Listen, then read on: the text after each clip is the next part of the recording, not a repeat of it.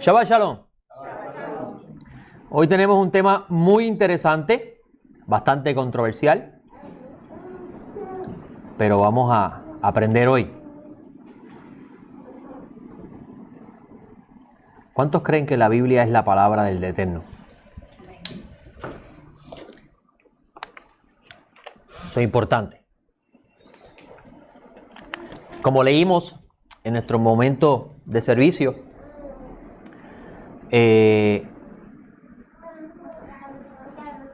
leímos la Aliá de esta semana y estuvimos discutiendo, mejor dicho, vamos a discutir ahora con respecto a esa Aliá, y al final voy a hablarle de un versículo que dice, en esta parashá, que dice, a todo cordero, a todo asno, lo redimirás con un cordero. Y vamos a hablar sobre eso al final, ¿ok? Pero primero vamos a hablar un poquito de lo que tenemos para hoy. Vamos a las notas. La nota que tengo para compartir con ustedes, porque pues obviamente hoy el Eterno me puso a escribir y por tanto tengo que ponerme a hablar con ustedes de lo que escribí, porque pues, de nada vale yo haber escrito tantas páginas si no iba a comenzar. Preguntas o dudas al final, por favor, para que entonces la grabación quede bien y podamos entonces, ustedes sientan la paz de que no mencione el nombre de ustedes ni su voz se escuche y usted pueda estar en Shalom, ¿verdad? La parashá esta semana encontramos la instrucción del Todopoderoso a Moisés de consagrar a todo primogénito al servicio de Dios. En lo que respecta al contexto histórico de la época, es conocido en el antiguo Medio Oriente, en el mundo antiguo, la práctica de consagrar el primogénito al servicio de los dioses que estos pueblos servían. Tú miras la historia, todos los pueblos tenían sacerdotes, ¿verdad que sí? Tú miras la historia. Los egipcios tenían sacerdotes, los hititas tenían sacerdotes, los babilonios tenían sacerdotes. O sea que eso no es nada nuevo para el pueblo de Israel. Pero el Eterno tenía algo interesante con el pueblo, y era que él quería que todos los primogénitos fueran consagrados a él. No era un oficio por herencia. Era al principio el deseo del Eterno que fuera el primogénito. Fue el oficio por herencia el que vino después a consecuencia de un evento que vamos a estar discutiendo hoy, ¿ok? Ok. En algunos casos estos pueblos tenían por costumbre el sacrificar al hijo primogénito como una garantía de fertilidad. En otras palabras, estos pueblos antiguos tenían la costumbre, en algunos de ellos, de coger al hijo y sacrificarlo. Pues si los dioses me están pidiendo a mi hijo, ¿verdad?, para que le sirva, pues yo lo que voy a hacer es que lo voy a sacrificar y es del ya. Es el extremo del servicio, ¿verdad que sí? Eso es como un cierto extremo. Ok, yo les consagro a mi hijo a los dioses, pero para hacerlo más interesante lo voy a sacrificar y de una vez y por todas es de él. Porque si está vivo se puede ser un rebelde y no ser más, ¿verdad? Eso puede pasar. Pero eso no es correcto. Sabemos que no es correcto, pero el Eterno lo prohíbe. Ahora, ¿qué representaba la separación y la consagración del animal al servicio de Dios? ¿Qué significaba eso? Porque usted puede decirme, bueno, el humano era llamado por Dios para que se fuera al servicio, pero el animal, ¿qué función iba a tener el animal? El animal no tiene la capacidad de escoger por sí solo y decidir, ¿verdad? La respuesta la tenemos si comprendemos el sentido primero de la palabra consagrar. La palabra consagrar es la palabra hebreo kedesh, que en sí lo que significa es separar para un uso en particular. Cuando separamos ese animal para el Eterno, estamos diciendo esto se va a utilizar para el servicio del templo en ese momento que se iba a construir el templo. Pero en el caso de que no hubiera templo, porque era el tabernáculo que había primero, era para el servicio del tabernáculo. Y así mismo sucede con el primogénito. Tanto el varón primogénito como el primogénito de los animales debían ser separados para el uso sagrado. Esa era la historia de lo que el Eterno estableció en un principio. Así que, dicho en otras palabras, todo padre debe, según la comprensión de este texto, separar al primogénito para el servicio de Dios. Todo hijo mayor le pertenece a Dios, según lo que podemos ver aquí hoy. Estamos hablando de historia primero para poder llevar al mensaje espiritual, ¿ok? Ahora, la comprensión del texto es necesario para entender mejor cómo con el pasar del tiempo el principio espiritual va reemplazando el sentido estricto de la letra. Pero antes de llegar a eso, es importante mencionarles como ejemplo de la consagración de un primogénito al servicio de Dios, el ejemplo de Ana. ¿Qué se acuerda de Ana? Ana no podía tener hijos. Haná no podía tener hijos. Y ora al Eterno pidiéndole un hijo, y que si se lo daba, se lo iba a dedicar a él. Y ese hombre se conoce como Samuel. Fue el último juez de Israel y fue el profeta que ungió a David como rey. ¿Ok? En un principio, el plan de Dios era que todo Israel fuera separado para él. Esta es la oferta del reino que Dios por medio de Moisés ofrece al pueblo en general. Pero sobre esto hablaremos en la Parashá Yitro, porque la Parashá Yitro es sumamente importante para entender eso, porque ahí es cuando el Eterno le hace la oferta del reino a Moisés, Moisés se la ofrece al pueblo, el pueblo dice que sí, y entonces el Eterno los consagra para ello. Pero lo dañaron. Lo dañaron. Eso está en la historia. Hicieron el becerro de oro. Por tanto, el convenio lo anularon. ¿Ok? Ahora, sabemos por la historia narrada en los textos que los israelitas fallaron en cumplir con ese pacto de ser ministros de Dios. Eso está en todos los profetas. Lo hablan claramente. Sin embargo, no significa que porque un pueblo haya anulado el convenio, Dios no sea fiel en lo que hace. ¿Ok? Dios es fiel en su palabra. Y fiel a su palabra, de forma temporera, instituyó un sacerdocio a través de la tribu de Leví. Fue después del becerro de oro que el Eterno le dice a Moisés, ahora los que van a servirme son los de la tribu de Leví. Pero antes de eso no era así. ¿Ok? Y el propósito de ellos era hacer que todo lo que les fue encomendado al pueblo en general, estos lo hicieran. ¿Qué era lo que tenían que hacer ellos? Existe una enseñanza por ahí que dice que los únicos que van a ser salvos es Israel, y para tú ser salvo tienes que pertenecer al pueblo de Israel. Por eso esta enseñanza de hoy, que tiene relación con la parashá. Eso no es el contexto de la elección de Israel. Israel fue elegido como primogénito de Dios. ¿Qué significa primogénito? El primero que sale, ¿verdad? ¿Fue Israel el primer ser creado por Dios? No. ¿Fue el Adán del capítulo 2 el primer ser creado por Dios? No, porque en el capítulo 1 dice que la humanidad fue hecha por Dios. ¿Qué significa entonces primogénito? Elección. Israel fue elegido por Dios para un propósito. Y ese propósito lo tenemos que conocer para entender cómo con el desarrollo histórico de esos eventos viene el plan escondido de los tiempos antiguos y es la aparición del Mesías. ¿Ok? Entonces, cuando usted escucha a una persona decir que tiene que ser parte de Israel para ser salvo, lea capítulo 15 de Hechos, que era el mismo problema. A menos que se circuncide conforme al rito de Moisés, de ninguna forma serán salvos. En otras palabras, a menos que te hagas judío, no vas a ser salvo. Oye, como que la historia es lineal, ¿verdad? Pero los eventos repiten. Se repiten. Así que hoy van a conocer ustedes eso y van a ustedes tener shalom. Bueno, lo están conociendo ya. Los levitas tenían la responsabilidad, luego del pecado del becerro de oro, de hacer lo que el Eterno decidió hacer con los primogénitos. Todo Israel es llamado por el Eterno primogénito, porque todos los que salieron de Egipto fueron llamados por el bendito para hacer servicio a Él, ser ministros, luz al mundo. Pero ¿qué sucede?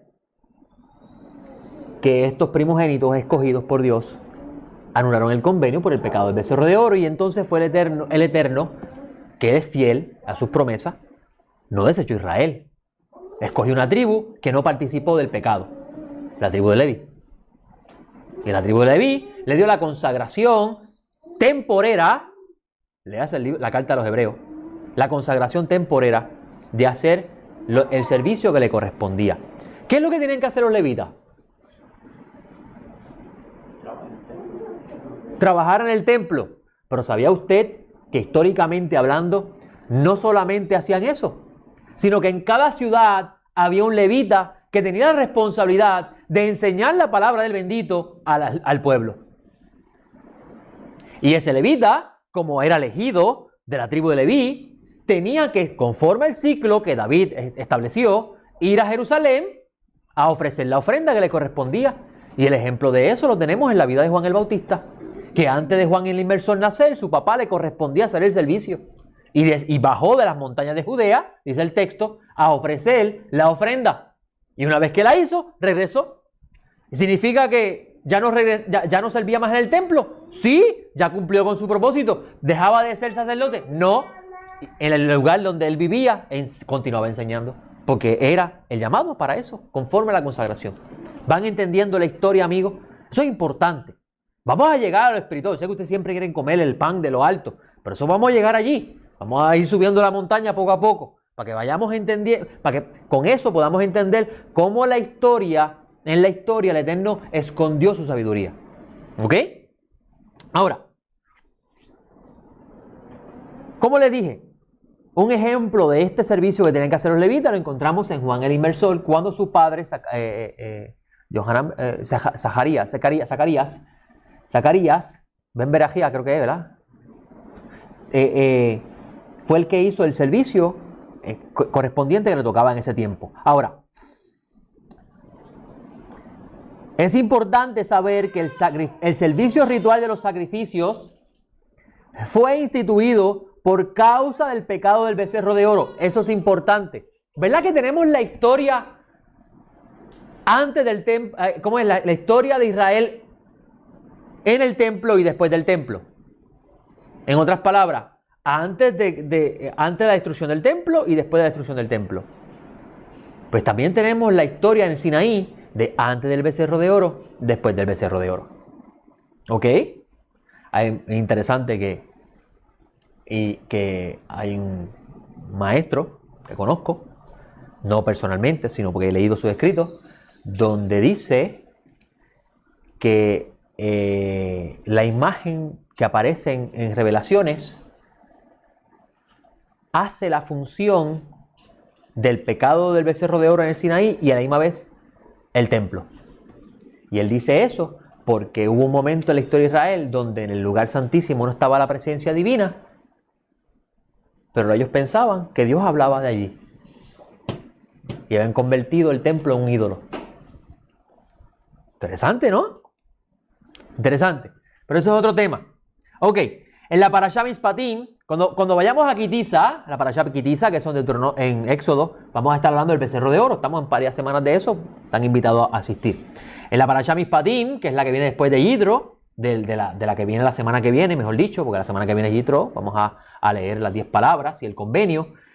Después de esa viene Mishpatim, y en Mishpatim vamos a tener las instrucciones de la vida civil que los israelitas tenían que tener en la tierra que estaban por poseer. Porque cuando el Eterno hace el convenio en Sinaí, le dice al pueblo de Israel: ustedes serán real sacerdocio y nación santa. Tenemos dos funciones. Sacerdotes de Dios ante el mundo, representantes de Dios, y una nación santa, una nación separada para Dios. ¿Única? ¿Nadie más va a ser salvo? No, tiene una función. Y esa función, por eso es que vemos que en el libro de los Hechos, los historiadores ven el evento de los Hechos como el cumplimiento de esa función. Porque allí el grupo de judíos que recibieron la presencia divina en el día de Pentecostés, que es el mismo día de Shavuot, salieron al mundo a anunciar al Mesías. ¿Ok? Seguimos aquí. En la Parashá Mishpatim leemos en Éxodo 24, 8 al 18. Entonces Moisés tomó la sangre y la roció sobre el pueblo, diciendo: he aquí la sangre del pacto que Adonai ha concertado con vosotros sobre todas estas palabras. Y subió Moisés con Aarón, Nadab y Abiú, y con 70 ancianos de Israel, y vieron al Dios de Israel, y bajo sus pies había como la hechura de una piedra de zafiro, semejante en pureza a los cielos mismos. Estaban por encima de los cielos, en el lenguaje de Sinaí. Y no extendió su mano contra los distinguidos de los hijos de Israel, que pudieron contemplar a Elohim, y comieron y bebieron. ¿Qué comieron y bebieron? Arroz posteado y churrasco. No. Comieron pan y vino. Comieron pan y vino. ¿Ok? Y el Eterno le dijo a Moisés: sube al monte ante mi presencia y permanece allí, y te daré las tablas de piedra con la ley y el mandamiento que he escrito para instruirle. Hasta aquí tenemos la base inicial de la construcción del plan de Dios. Se levantó Moisés, dice el texto, y también fue Josué su servidor, y subió Moisés al monte de Dios, y él había dicho a los ancianos, quedaos aquí hasta que volvamos a vosotros. Mirad, Aarón y Hur están con vosotros, quien tenga asuntos, acércase a ellos. Entonces Moisés subió al monte, la nube cubrió el monte, y la gloria de Eterno reposó sobre el monte Sinaí, y la nube lo cubrió por 6 días. Al 7º día llamó a Moisés de en medio de la nube, pero la apariencia de la gloria del Eterno en la cumbre del monte era como fuego consumidor ante los ojos de los hijos de Israel. Y Moisés le entró en medio de la nube y subió al monte, y estuvo Moisés en el monte 40 días y 40 noches. Esto fue una vez que el Eterno dio las 10 palabras, y Moisés hace el pacto. Ya está el pacto hecho. Ahí está todo el pueblo consagrado como primogénito al Eterno. Luego de esto ocurrió el becerro de oro. Se fue Moisés por un tiempo y hicieron un becerro de oro. Trayendo este becerro de oro un cambio en la instrucción original, en la Torá original.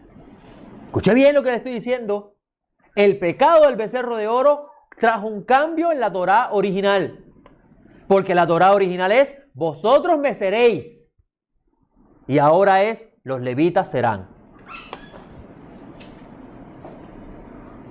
¿Me entienden hasta aquí, amigos? Si usted no entiende lo que le estoy diciendo, jamás entenderá a Shaul de Tarso cuando dice en Gálatas 3:19, ¿para qué entonces la ley? Fue añadida por causa de las transgresiones. Después del pecado del becerro de oro, Adonai comenzó a darle instrucciones a Moisés conforme a lo que había en el corazón de los hebreos.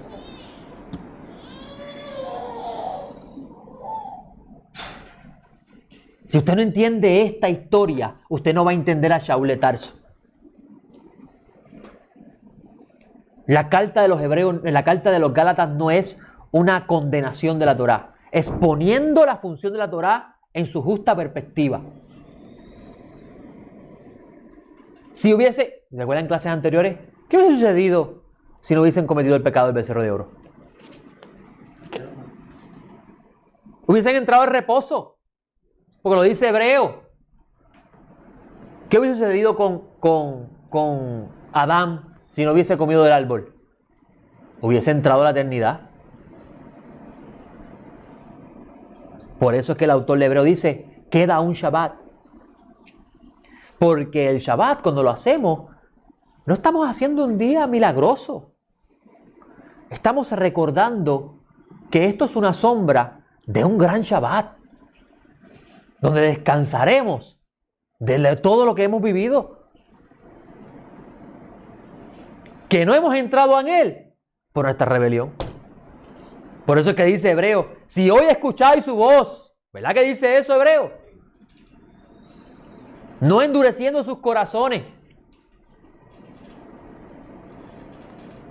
Shaul de Tarso claramente está diciendo en Gálatas que las leyes que comenzaban a ponerle prohibiciones a los hebreos, que no era el plan de Dios original, fue añadida por causa de las transgresiones. Supongamos que usted es mi hijo, que no lo eres porque está tu papá al lado, pero supongamos que tú eres, y yo comienzo a darme cuenta que tú me desobedeces y me desobedeces y me desobedeces y me desobedeces. Te voy a poner prohibiciones. No vas a ver televisión, no vas para afuera, vas a comer a esta hora vas a entrar. ¿Por qué? Porque eres un rebelde. Pero si no hay rebelión, si tú no te portas mal a los ojos de papi, ¿te va a prohibir ver televisión? No. Pues ese es el contexto de Shaul. El haber desobedecido y haber hecho un becerro conforme a vuestro corazón. Por eso es que a Aarón le dice a ellos, ¿qué escucharon? Deme sus aretes. Aarón le dice, dame los aretes. Los israelitas tenían oro en las manos, en los dedos, en los pies, en todos lados tenían oro. Y Aarón lo único que dice, dame el que está en las orejas. En otras palabras, ¿qué tú escuchaste? Estás haciendo lo contrario a lo que escuchaste. ¿Me entienden, amigos? Y el santo, bendito sea, por causa de la rebelión, pone una porción de la Torá que tiene una función hasta el Mashiach. Shaul de Tarso lo dice. Lea la carta otra vez con ese pensamiento. ¿Está diciendo que la Torá está abrogada? No, pero una parte de ella cumplió su propósito para aquel que está en el Mesías. Porque si estás en el Mesías, de seguro que no eres un rebelde. Ahora, si eres un rebelde, no estás en el Mesías. Pues eres contrario a la naturaleza del Mesías. Porque él fue obediente hasta su muerte.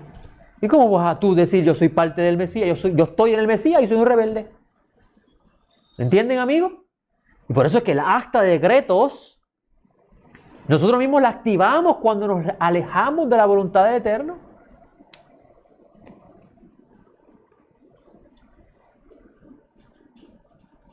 Por eso que Shaul de Tarso dice, ¿para qué entonces la ley fue añadida? Volvemos a lo mismo. En Sinaí estamos.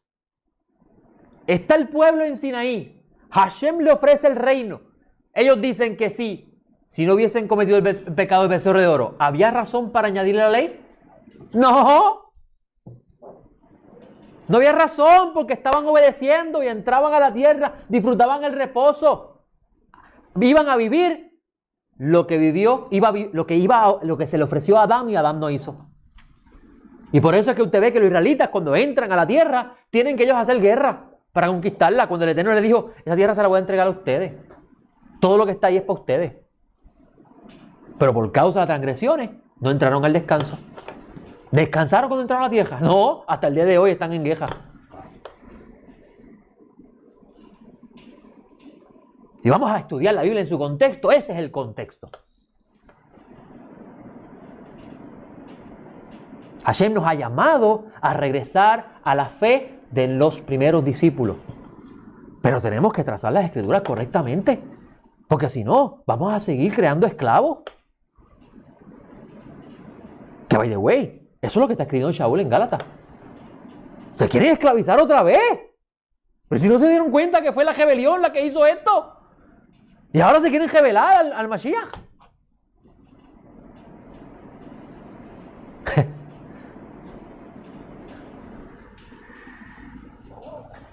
Fue esta inserción del Eterno donde Dios incluyó la tribu de Leví como los ministros al servicio de Dios. Y por eso leemos en Jeremías sobre el nuevo pacto, que es un pacto renovado con mejores beneficios, dice Hebreo. Pero este es el pacto que haré con la casa de Israel después de aquellos días. ¿Quiénes estaban en Sinaí? Israel. Dice el Eterno, daré mi ley en su mente y en su corazón la escribiré. Y yo seré para ellos por Dios y ellos me serán por pueblo. Y no enseñará más cada cual a su prójimo y cada cual a su hermano diciendo, conoce al Eterno, porque todos me conocerán, desde el más pequeño hasta el más grande, dice el Eterno. Y perdonaré su maldad y no me acordaré más de sus pecados. Amigos, este pacto fue iniciado por Yeshua. En el día de la festividad bíblica conocido como Pesaj. Fue en Pesaj que Yeshua se sentó y hizo el pacto.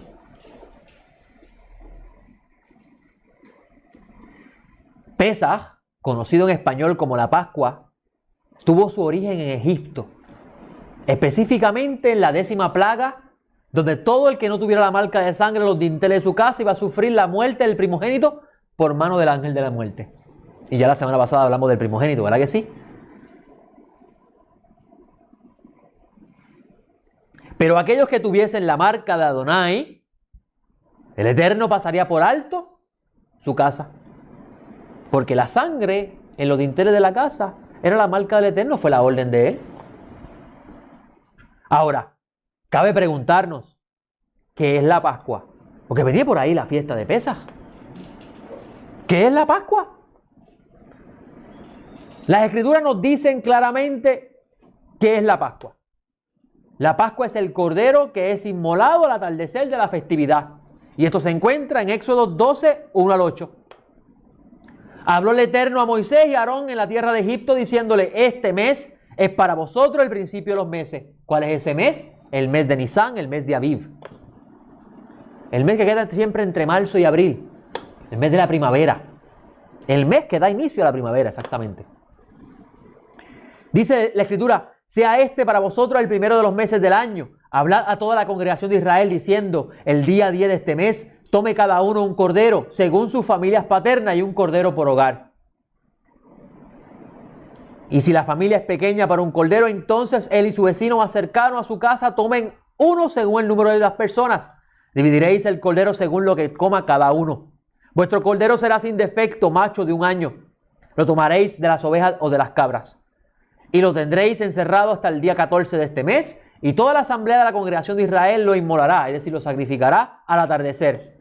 Luego tomarán la sangre y la pondrán sobre las jambas y el dintel de las casas en que lo coman. Y aquella noche comerán la carne asada al fuego con panes y levadura y hierbas amargas, lo comerán. Claramente, como hemos leído, es el cordero inmolado, la Pascua del Eterno.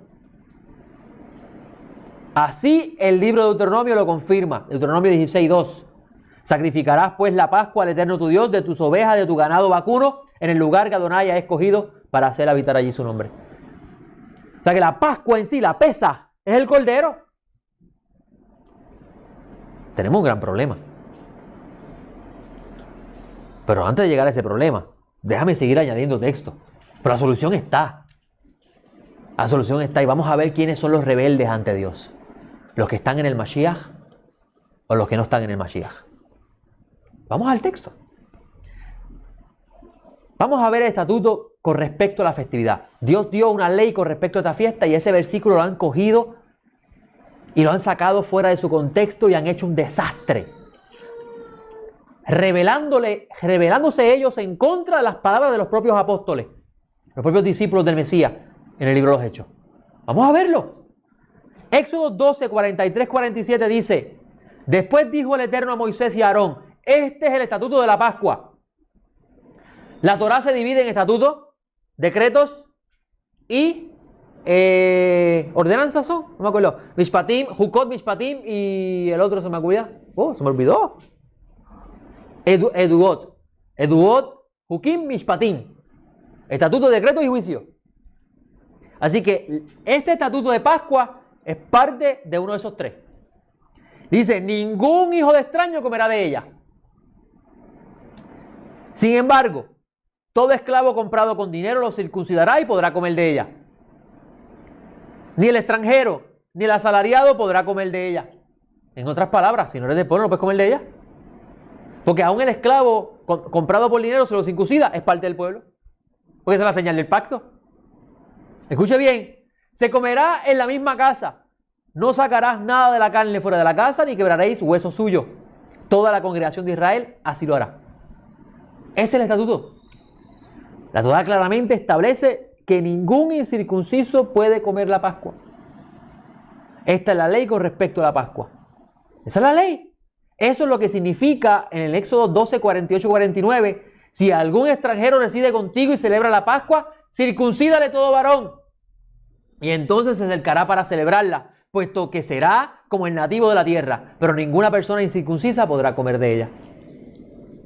¿Tenemos un problema? ¿No podemos celebrar Pesaj? Porque la circuncisión en el primer siglo representaba ser judío. ¿Y ahora qué hacemos? Tranquilo, voy por la página número 3.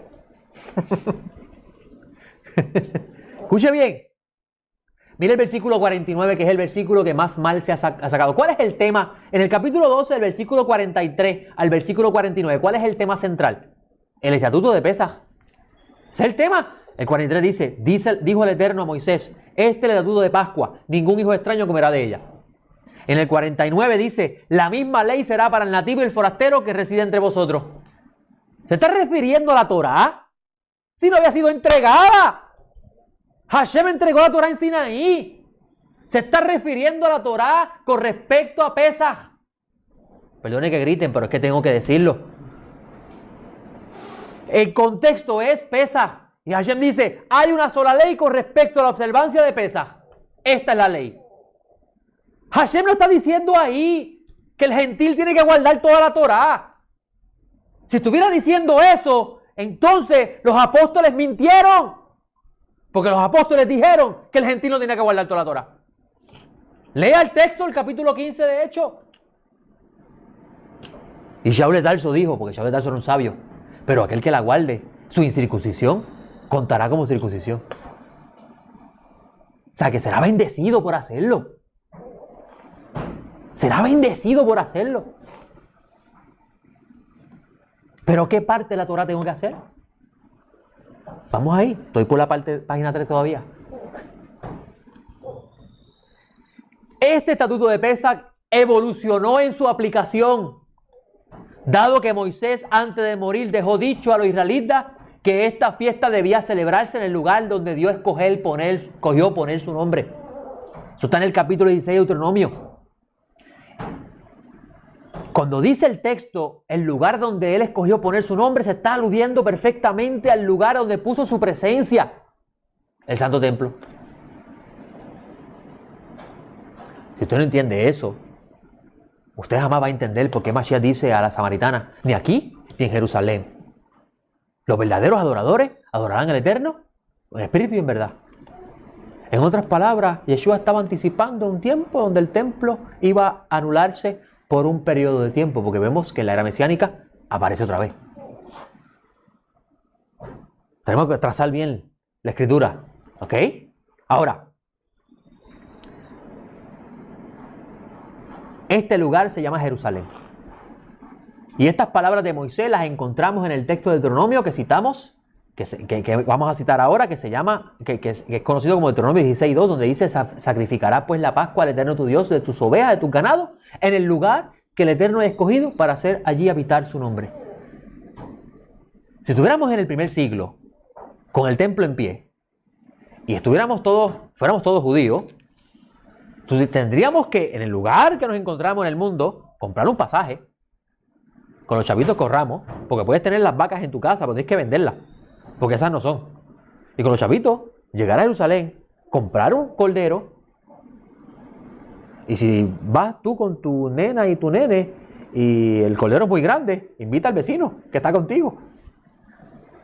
Porque es así que dice el texto. Y tienes que llevar al sacerdote, el sacerdote lo sacrifica, y entonces tú vas a ese animal, lo asas y te lo comes con hierbas amargas y panes ácimos, y haces la pesa. Pero eso es si eres judío y el templo está en pie. Pero tenemos un problema. No soy judío y el templo no está en pie. Pues pasemos la página del libro porque no sirve. Shaul era un genio y lo van a ver hoy. Pablo era un genio. Tranquilo, estamos en la página 3 todavía. Bíblicamente hablando, nadie puede celebrar Pesaj. Bíblicamente hablando.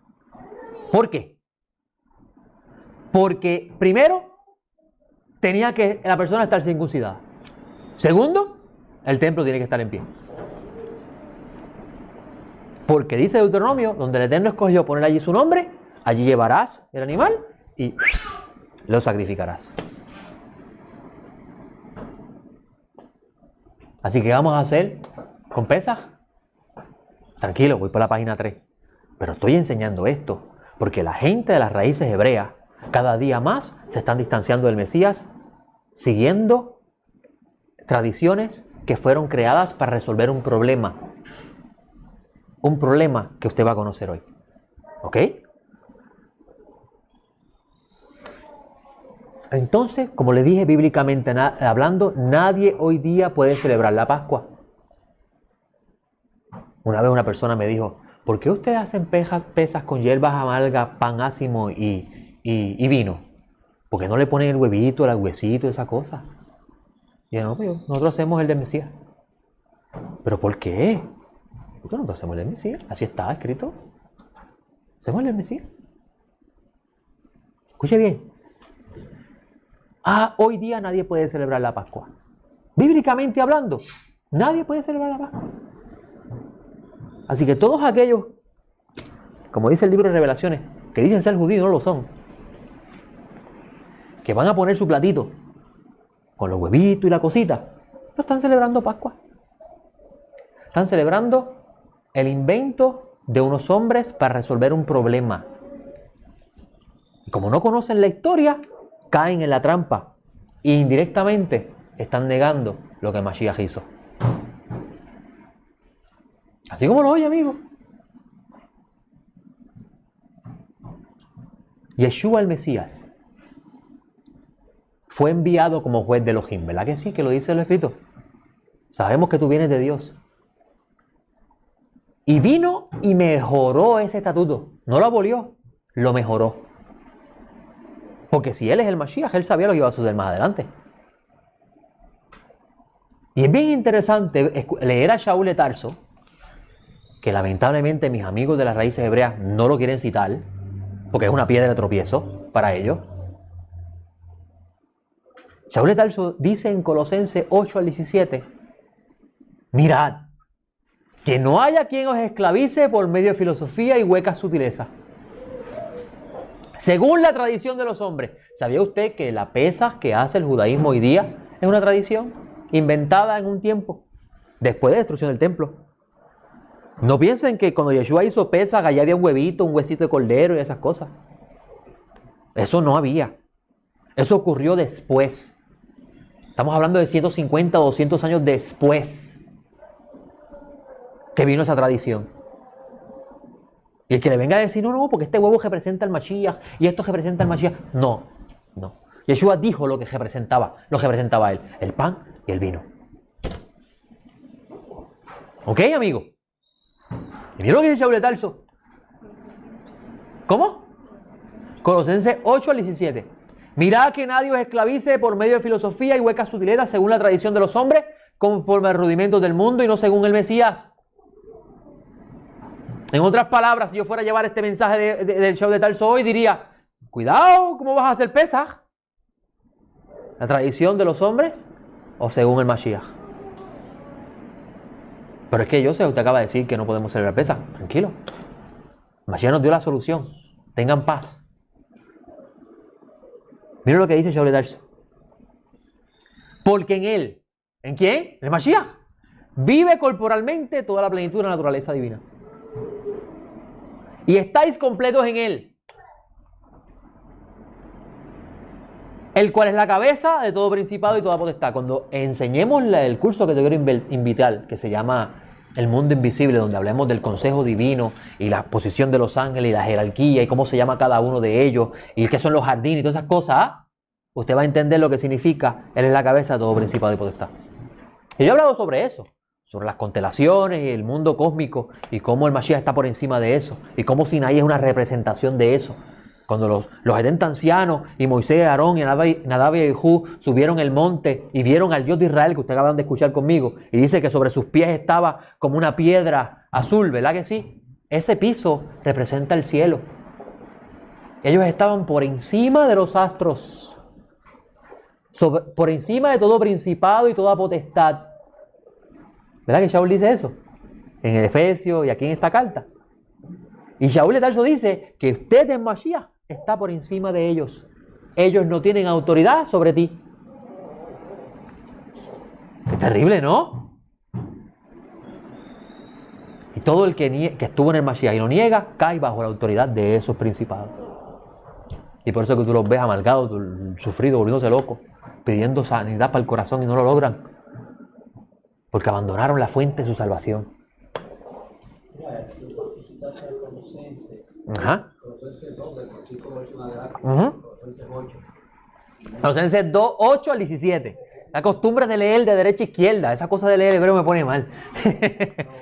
Ok. El versículo 10 dice: estáis completos en él, el cual es la cabeza de todo principado, toda potestad, en quien también fuiste circuncidados, con una circuncisión hecha sin mano. ¿Es un invento de Shaul? No, los profetas hablaron, donde el Eterno iba el corazón. Desvistiéndolos eternamente del cuerpo de la carne por medio de la circuncisión del Mesías. Y este versículo yo quiero que usted le eche en mano. Desvistiéndolo enteramente del cuerpo de la carne. Eso que le eche en mano, porque dice la Torá que un asno no puede ser redimido a menos que sea por un cordero. Y usted y yo éramos asnos. Porque la palabra jamor en hebreo usa las mismas letras de la palabra materialista. En otras palabras, personas que viven según la carne. Y estábamos muertos. Pero un cordero nos volvió a la vida.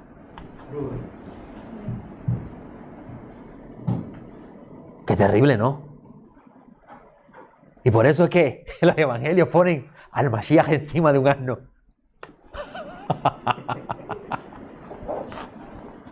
Qué terrible, ¿no? No era un burrito, un asno. Mashiach está sobre mí. Y dice, versículo 12, sepultaos juntamente con él en el bautismo, en el cual fuiste resucitados con él, por medio de la fe en el poder de Dios que lo resucitó de entre los muertos. Y a vosotros estando muertos en los delitos y en la circuncisión y incircuncisión de vuestra carne, porque verdad que Dios hizo el pacto con los de la circuncisión, no con la incircuncisión. Os dio vida juntamente con él, perdonándonos todos los delitos. Todos son todos. Anulando el acta de decretos que había en contra de nosotros, que nos era contraria, quitándola de en medio y clavándola en el madero. Y habiendo en ella desarmado completamente, ¿verdad que yo les dije que si no está en el Mashiach, otra vez los principados y las potestades los gobiernan? ¿Ven lo que dice Shaul? Y habiendo en ella desarmado completamente los principados y los potestades, son lenguajes de Sinaí. ¿Qué vieron ellos? Al Dios de Israel y el piso representando el cielo. Estaban por encima del cosmos. Esa es la cosmología hebrea. Si usted no entiende eso, usted piensa que Shaul de Tarso está hablando de una queja.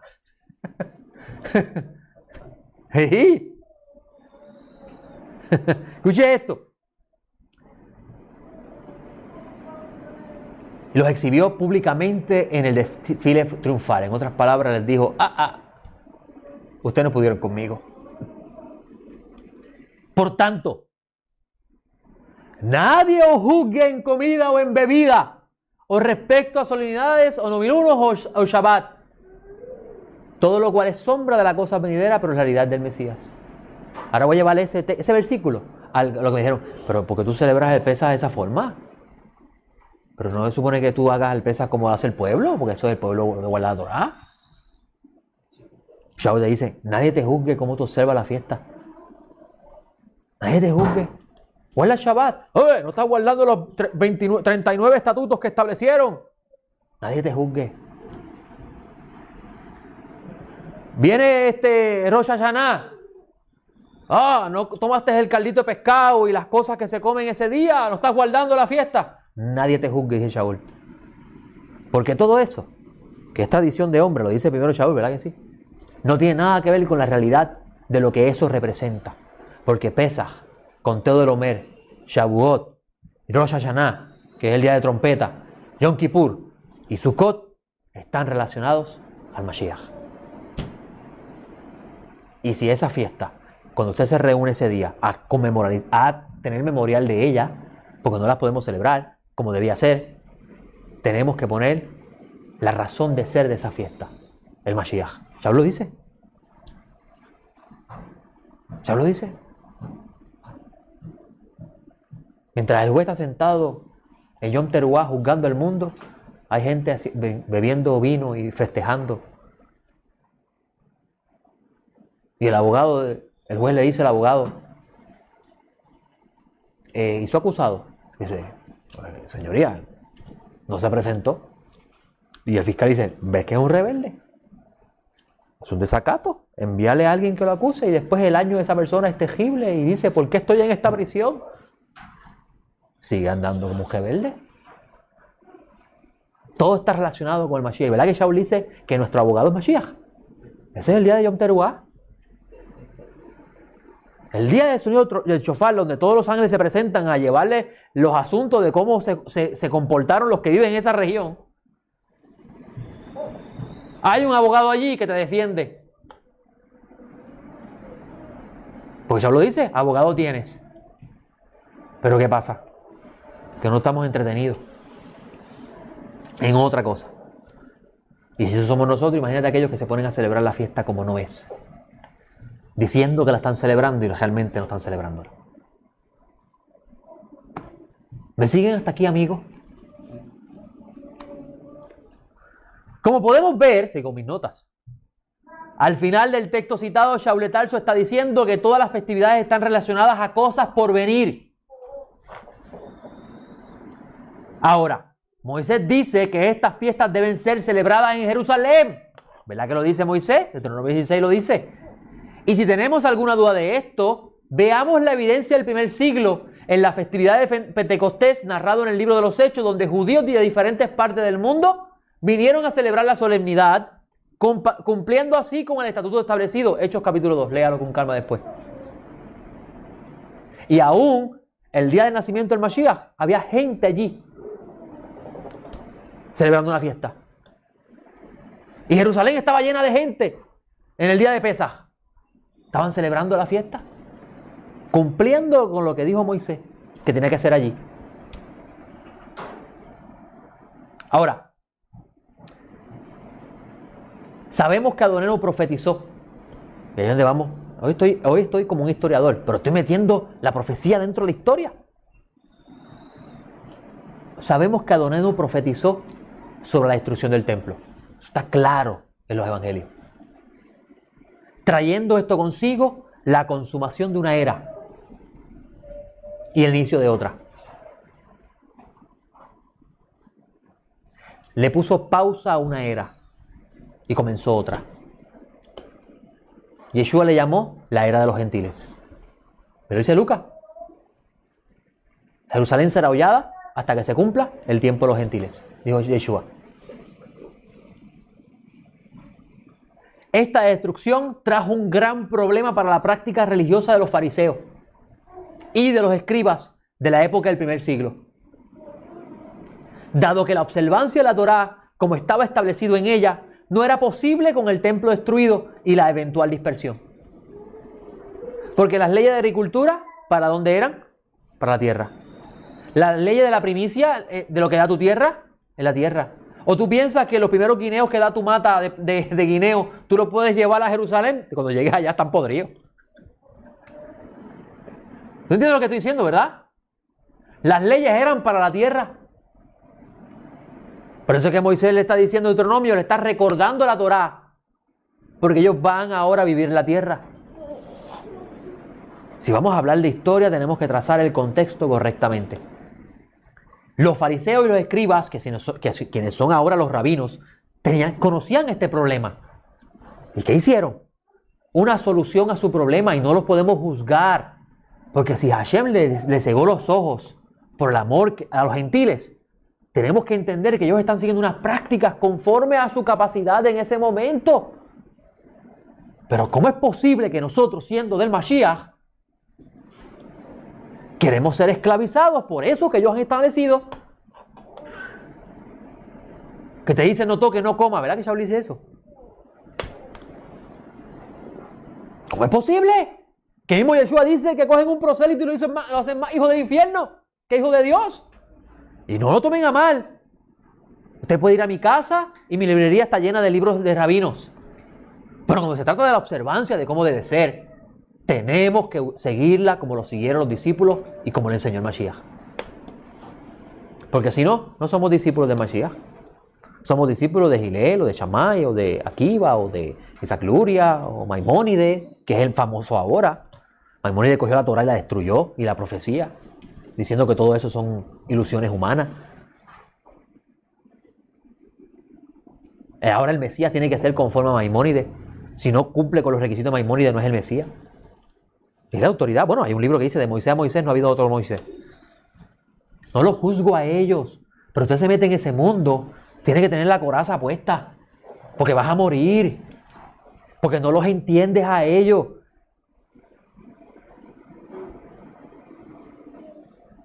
Para ellos, antes de Mesías y después de Mesías no existe. Pero para usted sí existe. Porque antes del Mesías no eras pueblo, estabas muerto. No tenías esperanza. Y después del Mesías tienes esperanza. Ahora estás vivo. Ahora conoces al Dios de Israel. Se está cumpliendo lo que dijeron los profetas. Las naciones vendrán y adorarán al único Dios verdadero. ¿Me están entendiendo ustedes? Esta clase de hoy era necesaria. Por eso la estoy grabando. Porque tenemos que decir hoy de quién somos y quién nos compró. Porque si yo era un asno, y lo era, mi mamá está testigo aquí, a mí me compró, por mí dieron un cordero para que yo viviera la vida. Porque de otra forma no podía. Un asno no puede ser redimido a menos que sea por un cordero.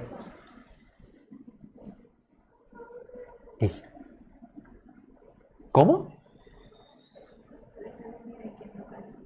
Ay, hay que ennucarlo para redimirlo. Si no se redime, así es, bueno. Lo pierdes.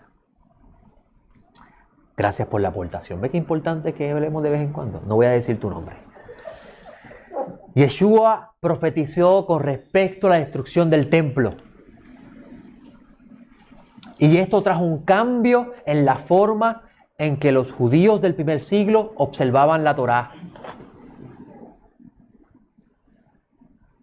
Y fueron estos maestros quienes se reunieron en un tiempo específico, y ese es el famoso concilio de Yafné, que no se llamaba concilio, pero así es que le llaman los historiadores. Ellos se reunieron y establecieron la forma halágica, la forma de guardar la Torá en la dispersión. Y entonces ahora Yom Kippur no es el servicio del templo como está establecido en la Torá. Ahora es que ayunes y ores.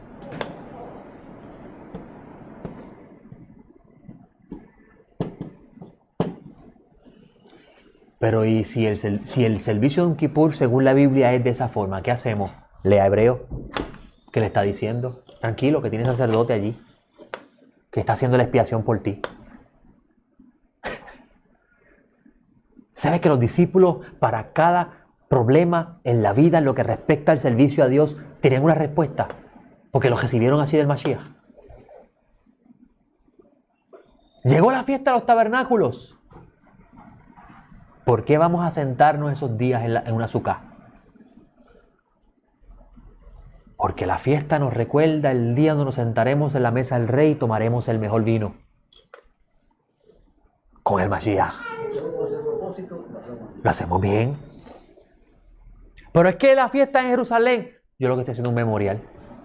Recordándome lo que esto significa en Mashiach. Shaul te lo dice en Colosenses. Ahora, fueron estos maestros en Yavné los que instituyeron, entre otras cosas, una forma de culto donde las fechas solemnes giraban alrededor de una nueva realidad en la que ellos estaban viviendo. ¿Y cuál es esa realidad? No tenemos tierra, no tenemos templo, porque fueron expulsados de Jerusalén. Y de aquí el Seder de Pesaj que el judaísmo practica hoy.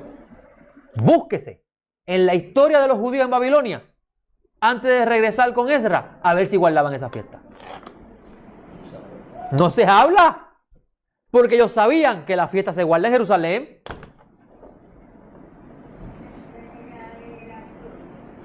¿Me siguen? ¿Me comprenden? Pero Adonenu, nuestro Yeshua, pero by the way, antes de decir eso, fue esta realidad la que construyó el Seder de Pesaj que usted conoce hoy. El huevito, el ajo, el jaroset, todo eso, es eso, el huesito, todo eso. Que no lo juzgo. ¿Por qué? Porque si Hashem le puso ceguera, obviamente lo están haciendo porque aman a Dios y quieren acercarse a Él y quieren cumplir con lo que Dios determinó en su Torá. No los podemos juzgar. Por eso que Juan dice, en el Evangelio de Juan dice claramente que Dios le puso ceguera y Pablo lo repite. Isaías habla sobre eso. Pero nuestro Señor Yeshua, Adonenu Yeshua, quien anunció la destrucción del templo en el último Seder de Pesaj que Él vivió, instituyó una forma de para que nosotros los creyentes podamos hacerla en memoria de Él. En este Seder hay pan y vino. Y verdad que Yeshua dijo, este pan representa mi cuerpo. Este vino, mi sangre. Y qué interesante. Porque Juan dice, este es el Cordero que quita el pecado. Y si quita el pecado, el ángel de la muerte pasa. Porque el que tiene pecado, muere. ¿Verdad que sí? ¿Está entendiendo la función de la Torá en la comprensión? Entonces, cuando comemos el pan y el vino en Pesaj, estamos recordando. ¿Y por qué? ¿Por qué Hashem dio el pacto en Sinaí? Porque Yeshua dice, en Pesaj este es el pacto. Es bien interesante leer los Midrashim de los sabios donde dicen que en Pesaj es donde más las fuerzas de las influencias, de las potestades, están por encima del mundo. Y esto lo vivió el pueblo en Egipto. Por eso es que el primogénito de Faraón murió. Interesante eso. Porque entonces podemos entender por qué Mashiach en Pesaj hace el pacto. Y por eso es que Shaul dice que en ese momento, con su muerte, anuló y quitó y despojó los principados de la potestad. ¿Pero qué es eso? Por eso no se supone que sea la expiación en Pesaj, en Pascua, en Yom Kippur. Pero si usted entiende lo que los sabios enseñan con respecto al principio espiritual de Pesaj y lo que opera en el mundo del cosmos, usted va a entender porque Shaul de Tarso dice que los venció y los despojó y los hizo quedar en ridículo. Y si usted, amigo, va este año a hacer el memorial del Mashiach, usted se va a dar cuenta que días antes del memorial usted va a tener mucha oposición. Porque esa es la fiesta de su libertad.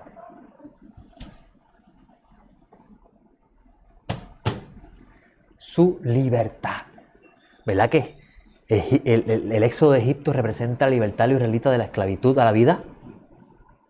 Pesaj representa en el Mashiach la libertad de la muerte por el pecado a la vida. Ahora,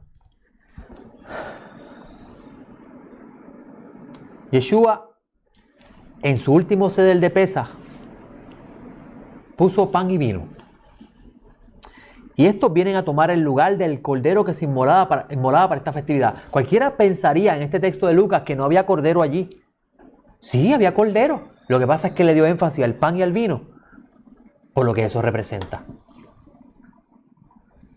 Miren qué interesante. En Lucas 22, 7 al 20 dice: llegó el día de los panes ácimos, en el cual era necesario sacrificar la Pascua. Ya leímos que era la Pascua, ¿verdad? Y envió a Pedro y a Juan diciendo: id, prepararnos la Pascua para que comamos. Ahí claramente sabemos, al saber que es la Pascua, que él está enviando a que maten el cordero, vayan al templo y sacrifiquen el cordero. Y dice el texto: ellos le preguntaron: ¿dónde quiere que la preparemos? Él les dijo: he aquí, al entrar en la ciudad os saldrá al encuentro un hombre que lleva un cántaro de agua. Seguidlo hasta la casa en la cual entre y decid el dueño de la casa: te dice el maestro, ¿dónde está el aposento en que he de comer la Pascua con mis discípulos? Y él os mostrará un gran aposento alto, dispuesto a preparar allí. Y fueron allá, como les había dicho, y prepararon la Pascua. Y cuando llegó la hora, se reclinó a la mesa con los apóstoles y les dijo: cuán intensamente he deseado comer esta Pascua con vosotros antes de que padezca. Pero os digo que no la comeré más hasta que se cumpla en el reino de Dios. Y tomando una copa, después de dar gracias, dijo: tomad de esto, repartidlo entre vosotros, porque os digo que no beberé más del fruto de la vid hasta que venga el reino de Dios. Y tomando un pan, después de dar gracias, lo partió y les dijo: esto es mi cuerpo, que por vosotros está siendo dado. Haced esto en memoria de mí. ¿Verdad que en la Pesaj de Egipto se puso un cordero para que el ángel no... Ese es el lenguaje. Igualmente la copa, después de haber cenado, dijo: esta es la copa del nuevo pacto en mi sangre, la cual es derramado por vosotros. ¿Verdad que se marcaron los dinteles de la puerta? Y qué interesante, porque era... y la parte de arriba es la cabeza. La marca. Y verdad que los Shedim de la semana pasada no podían tocar a aquellos que tenían la marca, el sello de Dios en su frente.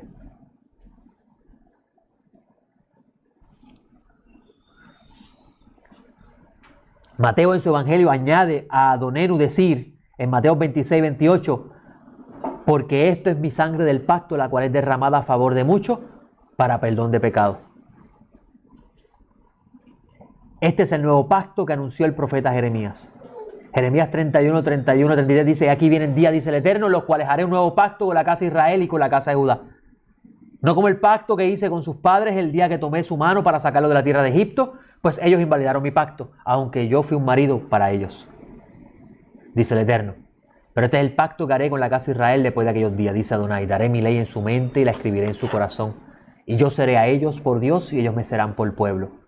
Y no enseñará más cada cual a su prójimo y cada cual a su hermano, diciendo: conoce al Eterno, porque todos me conocerán, desde el más pequeño de ellos hasta el más grande, dice el Eterno, porque perdonaré su maldad y no me acordaré más de sus pecados. Este texto de Jeremías es usado por el autor de Hebreos para dejar saber a quien les escribe que la destrucción del templo traerá un cambio en la Torá. Y este cambio está relacionado a la ley ritual que fue instituida por causa de las transgresiones. Shaul de Tarso habló sobre esto a la comunidad de creyentes en Galatia. Sin templo, la ley ritual queda sin efecto. Y sin tierra, la mayoría de las instrucciones que Dios dio por medio de Moisés pierden su uso, dado que las mismas fueron entregadas para observarse en la tierra que les fue prometida en herencia. En este nuevo pacto iniciado por Yeshua, todo creyente, judío y gentil, que está en él, participa la riqueza de una experiencia personal con Dios, donde por medio de su Santo Espíritu se nos recuerda su Torah, sus mandamientos. ¿Y cuáles fueron los mandamientos que Dios dio antes de la transgresión del becerro de oro? 10. No, la ley de no era así. 10, dio el Eterno. Fue después del becerro de oro que se añadieron los demás. Interesante, ¿no? Habían 7, ¿no? No, 10, los 10 mandamientos en Sinaí. Pero cuando las 7 leyes. No, pero eso es otro tema. Estamos hablando aquí de cuando Dios dio el convenio en Sinaí. ¿Cuáles fueron los mandamientos que dio? Interesante, ¿no? Ese pacto se refiere a Jeremías. Venga, si tú dio los mandamientos según las normas de ellos, lo digas todo, ¿no? Sí. Según las normas de ellos. Según las normas de los mandamientos. Ajá. Y antes de eso yo, si evidentemente Shabbat, no sé cuál. Bueno, eso es un tema para otro día.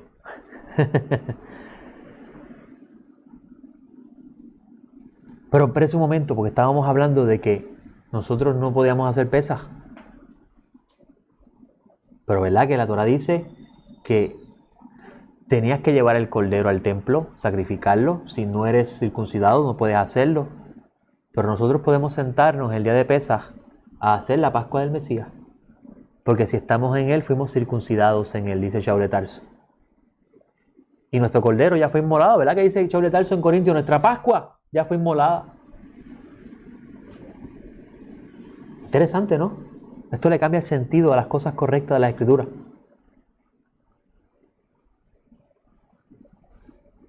La ley que dice el profeta Jeremías que será escrita en el corazón y en la mente, habla de la ley que fue entregada en Sinaí.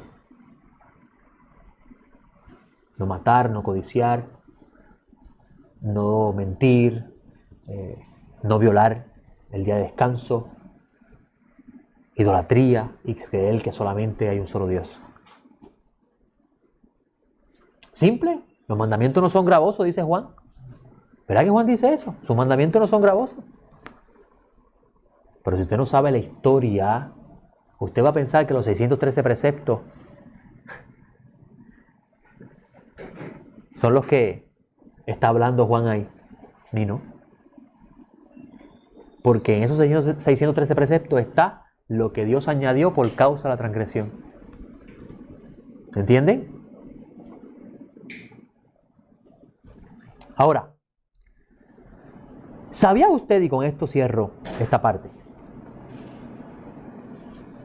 Hasta aquí estamos claros que entonces Adonai Yeshua nos dio una solución al problema de Pascua. El problema lo tienen ellos. Nosotros no. Porque nos podemos contar el Omer, podemos reunirnos en Shavuot, podemos reunirnos en Yom Teruah, podemos reunirnos en Yom Kippur, podemos reunirnos en Sukkot, y todas esas fiestas vamos a estar en Mashiach. El sentido correcto de la festividad. Interesante, ¿no? Ahora, ¿sabía usted, y con esto cierro, que en el segundo siglo, luego de la destrucción del templo, judíos y gentiles unidos en el Mesías, en su reunión para hacer el memorial del Mesías y orar juntos, decían el Shema y los 10 mandamientos. ¿Te gusta eso? Judíos y gentiles sentados, unidos en el Mesías para el segundo siglo, ya estaba destruido el templo, se reunían juntos a orar juntos, vaya la redundancia, decían el Shema y los 10 mandamientos. Ahora le voy a decir el Seder. By the way, la información la saqué de este libro. En la sombra del templo, se llama el libro. En este servicio que ellos hacían, se incluía este orden. La lectura de la Escritura, número 1. El mensaje de exhortación, ¿verdad que Shaul de Tarso, cuando leían la Torá en la sinagoga, le decían, ¿tienes algún mensaje de exhortación? Mensaje de exhortación. La oración comunal. La oración comunal es lo mismo que nosotros hacemos al principio. La presentación del pan y el vino. Me parece que lo estamos haciendo, ¿verdad que sí? La bendición por el pan y el vino. Me parece que lo estamos haciendo. El consumo del pan y el vino. Lo estamos haciendo. Y la donación a los pobres. Tenemos que bregar con eso. Tenemos que parte de la sedacá que damos, separar una porción y dar a los pobres. Porque si ellos lo hacían y queremos regresar a la fe de los primeros discípulos, tenemos que hacerlo también nosotros. Así que estamos bien. Tenemos la lectura de la Escritura, el mensaje de exhortación, la oración comunal, la presentación del pan y el vino, la bendición por el pan y el vino, que es el Birkat Hamazon, el consumo del pan y el vino y la donación a los pobres, lo que nos falta. Y tenemos una comunidad, un grupo de hermanos que se reúnen como se reunían los primeros creyentes. Así que no tenemos que buscar músicos en ese revoluce. ¿Ok? Ahora, si hoy día podemos seguir este orden, y así lo estamos haciendo, estamos contribuyendo a aquellos por los cuales hemos orado por mucho tiempo, ¿verdad que hemos orado mucho tiempo? Dios mío, restaura la iglesia como era al principio, ¿te acuerdas? Pero escucha bien que los que están orando por eso lo que quieren es milagros, prodigios y sanidades. No quieren volver a la fe y la obediencia a Dios.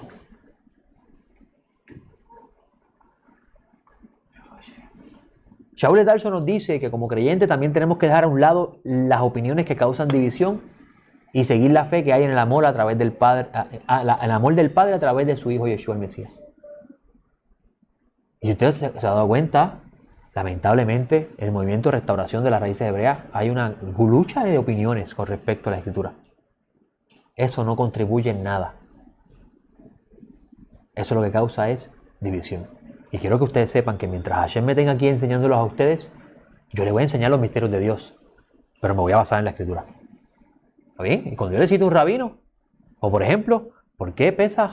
¿Por qué Yeshua habla del perdón de pecado en Pesaj? Si es Yom Kippur, pues ya le dije que para el pueblo de Israel existía la idea que en Pesaj la fuerza del mundo de la oscuridad cogen fuerza y persiguen a la gente. Pero es interesante, pero es para que la gente no desee la libertad, ¿sabes? Desee la libertad, pero no salgan de ella. Así que esa plaga de la oscuridad en Egipto es muy importante estudiarla. Ahora, luego de esto, de este discurso que le da hoy, yo tengo una pregunta interesante. La Torá dice esta semana, y ya hemos hablado de eso, pero voy a abundar un poquito más. La Torá dice esta semana, en la Parashá,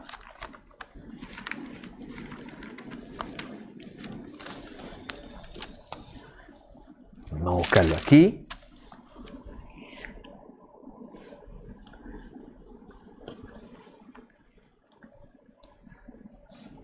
Dice el texto. Y sucederá, versículo 11, capítulo 13, que cuando el Eterno te introduzca a la tierra del cananeo, como te juró a ti y a tus padres, y te la haya entregado, harás que todo el que abra matriz sea dedicado al Eterno. De todo primerizo de las crías de tus animales, los machos serán para el Eterno, excepto todo primerizo de asno, el cual sustituirás con un cordero, y si no lo sustituyes, lo desnucarás. También redimirás todo primogénito de varón entre tus hijos. ¿Por qué? ¿Por qué? Perdón. ¿Por qué el asno? ¿Qué de especial tiene el asno? ¿Por qué Hashem rechaza al asno? La letra es importante para entender el contexto, pero la Torah es espiritual, dice Shaul Tarso. Es interesante que la palabra Hamor es la palabra hebrea, que las mismas letras que contiene esa palabra es las mismas letras que contiene la palabra materialista. Y nosotros vivimos en un mundo material, sumergido con personas materialistas, donde piensan que la vida es lo que yo poseo y lo que puedo poseer. Que el éxito y la verdadera felicidad es tener una tarjeta Mastercard o Visa, dice el anuncio. Tienes al mundo en tus manos con una tarjeta. Claro, hasta que te llegue la factura.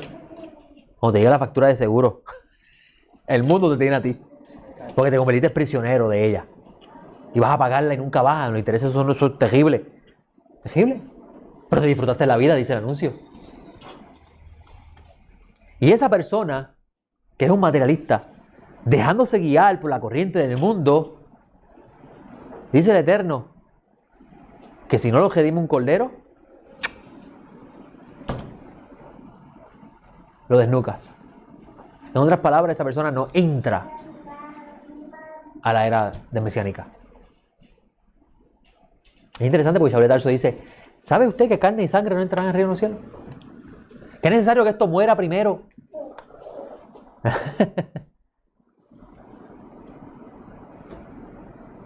Entonces, ¿cómo una persona en ese estado puede ser redimido?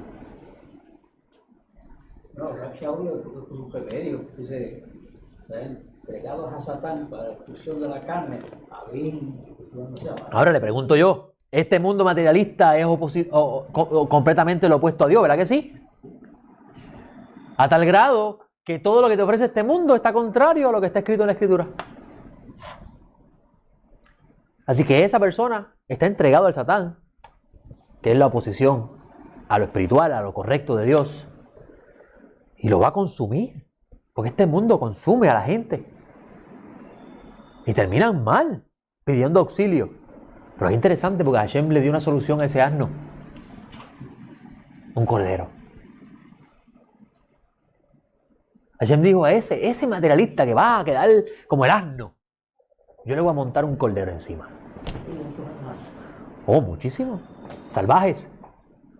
Dios le va a poner un cordero que pague por él, para redimirlo. Y yo le puedo decir personalmente, y yo no tengo problema con decirlo, que quede grabado, yo era un asno. Y sobre mí se montó un cordero y me redimió. Si quiera el Eterno, que lo que hayamos aprendido hoy nos enseñe a valorizar lo que somos para el Eterno a través de su Hijo. Shabbat Shalom.